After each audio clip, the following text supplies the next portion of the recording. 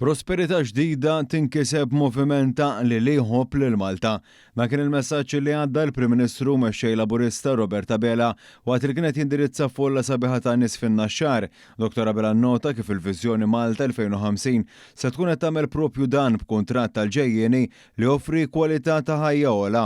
Hawn iżda ma nqasx milli jitkellem dwar il-mod li bih din il-viżjoni trid tissarraf miżuri tanġibbli. Viżjoni li b'mod li jinħass ġifieri tanġibbli li kull wieħed u waħda minnkom jista' jħossu ta' kuljum, irridu ntejbu biha l-ħajja tagħkom. Diġà tajna prova fix-xhur li għaddew li mhux biss l-aspirazzjonijiet imma l-prijoritajiet tagħkom fimnihom.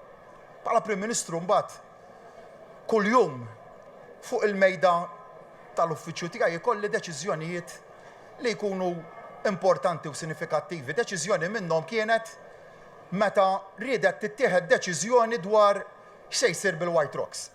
Fuq l-istess linja ta' ħsieb il-Prim Ministru tkellem dwar miżuri oħra bħal traħis fit-taxxa u żieda fl-istipendji li wkoll jimxu fuq il-pilastri tal-viżjoni illi tħabbret fl-aħħar jiem. Bħal kif wedna iż-żieda fl-istipendji u nhar l-erba' daħal l-istipendju ġdid tal-madwar 16,000 u 600 student. Stipendju miżjud bi 15% ħadd ieħor lanqas il-kola prorata ma kienet ihom lill-istudenti dik id-differenza.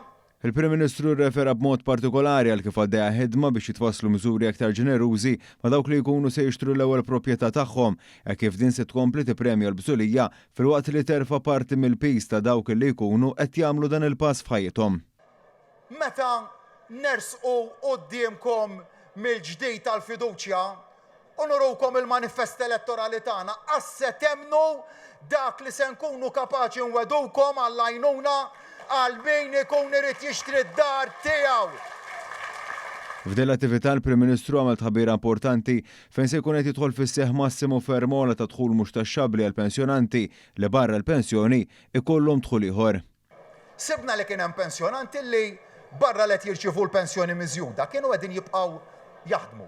Kellhom dħul ieħor min baqa' jagħmel xi ftit part-time, min kellu xi investiment u allura xorta kien qed jinqabad bit-taxxa. U rġajna ħsibna fikom. Issa għall-pensjonanti kollha li għandhom dħul sa doppju tal-pensjoni massima, dak id-dħul kollu kemm hu se jkun meħlus mit-taxxa. Kollu kemm hu. Fid-dawl ta' tensjonijiet ġeopolitiċi ġodda, il-Prim Ministru tkellem dwar il-ħidma li bħalissa għaddejja biex Maltin maqbuda barra jinġibu lura. Bħalissa waqt li qegħdin nitkellmu kemm l-uffiċċju tiegħi kif ukoll l-uffiċċju tad-Deputat Prim Ministru għaddejjin fuq ħidma biex nipproteġu lil dak l-Awċin u l-Maltin illi nqabdu barra minn xtutna u hemm diversi minnhom sabiex inġibuhom lura lejn pajjiżna u jingħaqdu mal-familji tagħhom. Dr. Abela temm l-indirizz tiegħu fin-naxxar bistedina ta' appoġġ bris aktar ħidma lejn pajjiżna fix-xhur li ġejjin. Ibqgħu miegħi ħankomplu nagħmlu aktar u aktar ġid f'din is-sena tal-azzar tagħna. Is-sena fejn bdejna nibnu prosperità ġdida, viżjoni biex pajjiżna jibqa' jkun pajjiż ta' suċċess u ġid għalikom il-familji għax għandna ekonomija b'saħħitha, familja b'saħħitha, garanzija għall-futur. Grazzi. Grazzi ħafna.